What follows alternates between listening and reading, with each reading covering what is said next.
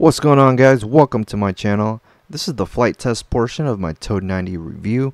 For an in-depth look at all the components, check the description below for part 1 of the review. Alright, let's get started. But first, you're probably wondering how it held up after this crash. Well, let's see. Alright, so I guess the battery came loose. Well, it's still plugged in, but it fell out of the battery strap. That's one of the things I really didn't like about this quad is the battery strap is just terrible. And because there's no grip on the bottom, you really have to tighten the strap, otherwise it'll just come loose. Other than that, there was really no damage. Even the props stayed straight. So definitely off to a good start. By the way, this is on a 3-cell 450 milliamp battery. I'll have some footage of a 2S, the one that came with its stock as well, after this flight. You should try to have at least 2 to 3 feet distance from your drone to your radio, otherwise you're gonna constantly be hearing this.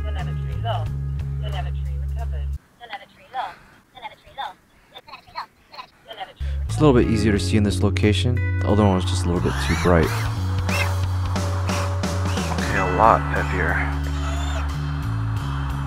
Punch out. Let's try one more. It's got a very good amount of thrust. I was actually a little bit unimpressed on 2S, but wow, does 3S make a difference. I've had a few crashes now, some going pretty fast too, and everything is working perfectly still. In fact, the only thing that I've had to do is straighten out a couple props. The Toad arrives with stock Betaflight settings, so I adjust them a little bit. Here is the tune that I've been using. This flies very well on 3S. There's plenty of power, so it feels very responsive, and with the increased rates and PIDs from my tune, the Toad feels very maneuverable, yet it's still very easy to control. Alright, and now let's check out the stock 2S battery that it came with. Let me preface this by saying that the Toad 90 has a very high amp draw. All of my batteries had shorter flight times, but the stock battery was probably the worst. Let's check out this flight.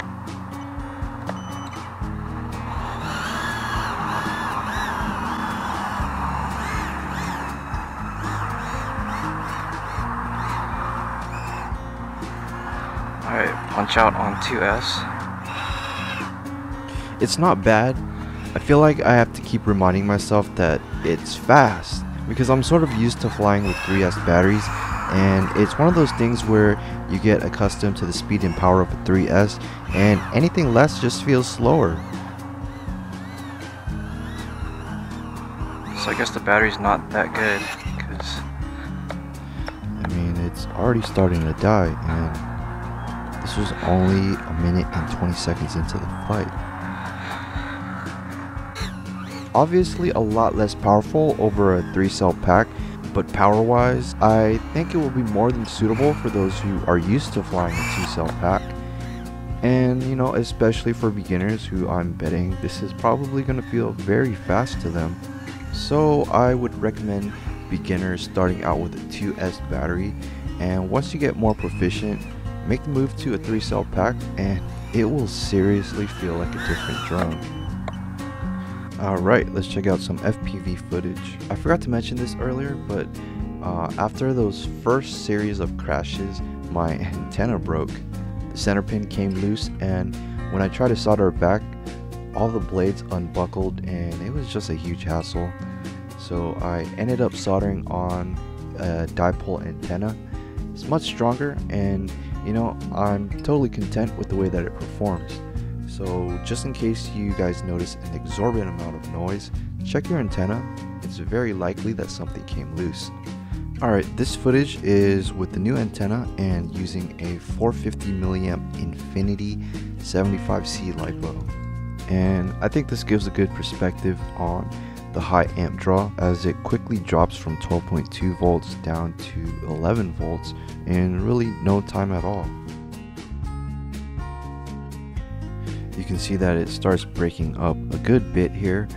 I'm flying behind myself, and you know, dipoles don't do very well at penetrating leaves.